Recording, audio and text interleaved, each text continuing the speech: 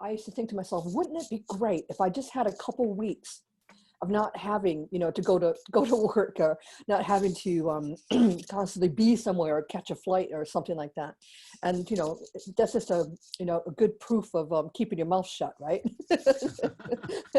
Definitely, definitely. Um, Is there anything that you have? Is there stuff that you've found time to use during this moment that has been useful for you? yes, well, I've been doing a lot of reading. I love to read fiction, and I probably haven't been doing enough of the exercise that I should be doing. But I've just been doing a lot of writing. My consultations, with astrology has been really busy, and I've been doing a lot of online events. So I'm almost busier in Yeah. lockdown than I was before. So and as I was saying before, it's just I've had a lot of little projects that take up a lot Yes. of my time, and I've had to be very time efficient, much more than I have had to before. We all had to stay inside. I know it's taken our scheduling game to a whole new level, Yeah, hasn't yeah. it? I used to think, wouldn't it be great if I could get up whenever I wanted to, and So one reason I wanted to speak with you today is you have a talk that's upcoming with the SAA that is going to be on this upcoming Wednesday on September 9th from 7:15 to 9:30 British Summer Time, called Off with Their Heads, Algol and the Royal Family. And something I was thinking about with that, is obviously a lot of people are quite intimidated, one, by the fixed stars, especially the scary ones in general, but by Algol, this eye of the Gorgon Medusa, in particular. So what I was curious about is what started you on a journey of being interested about Algol specifically? Well, I think I had a really good, a strong interest in the myth of the Gorgon, and I think that's where a lot of astrologers got into astrology is through early experiences of mythology, and studying it at school. So there was that. So that always kind of interests me, snaky hair and all that. But then once I knew about the star and its place in the zodiac, which is currently 26 in the Taurus in the tropical, it just really, I kept finding Algol kept finding me. And, I was writing about it, and I started to notice that, there was events that were happening when the sun was conjunct Algol, every year at 16 of May. And then I just thought, this thing isn't leaving me alone. So I started expanding my research and just looking at different things. And I found like a thread with the royal family, which is what we'll be talking about, the Scottish Astrological Association. So, it's just something that just kind of snowballed. Yeah. And it's a bit unusual for me because I don't like scary things. I don't watch scary movies or read horror books because, it sets off my anxiety. So that I'm interested in Algol, the scariest star, is kind of it's funny to me. It amuses me, but Yeah. it doesn't have to be as scary as it sounds. It does have themes of horror in it, of course, but I think it's fascinating. It creates intensive characters, in the birth chart, and I just find it extremely interesting.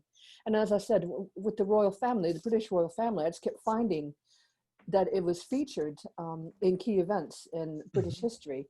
So I'm actually starting Fascinating. from the Battle of Hastings, Hmm. and I'm working my way all the way through to the modern British royal Wow. family. Well, And I'm, I know a lot of us are really looking forward to it. And maybe could you tell us a bit more about the talk?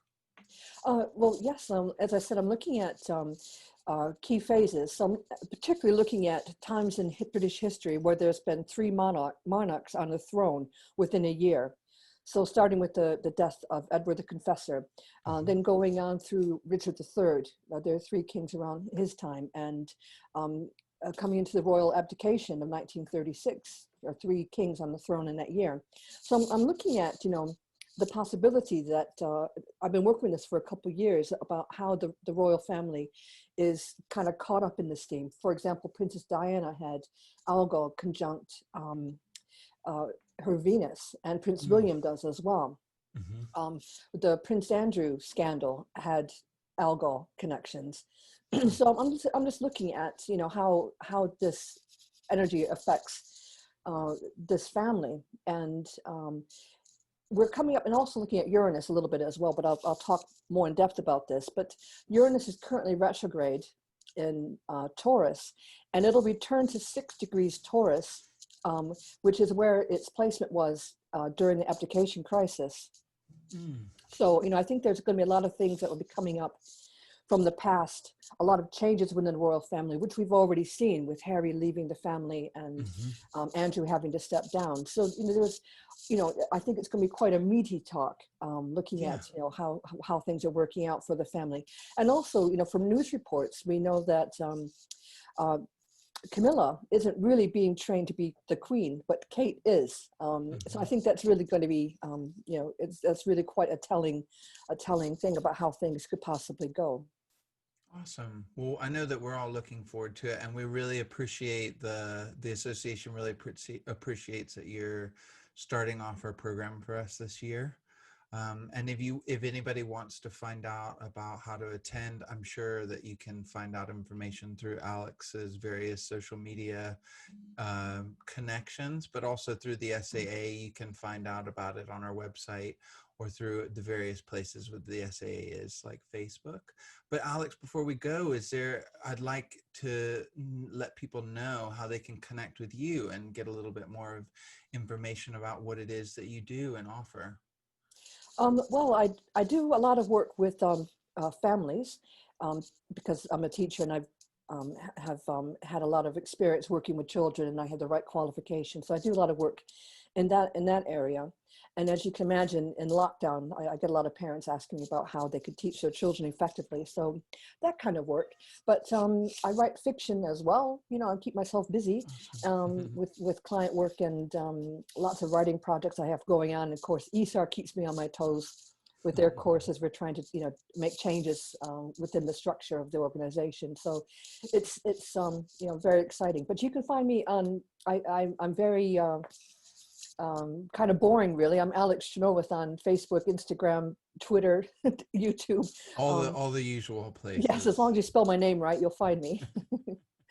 Oh, that's good. Well, thanks so much, Alex, for making a little time to chat with me today. And we look forward to the presentation on Wednesday. Thank you very much. Yeah, thanks so much.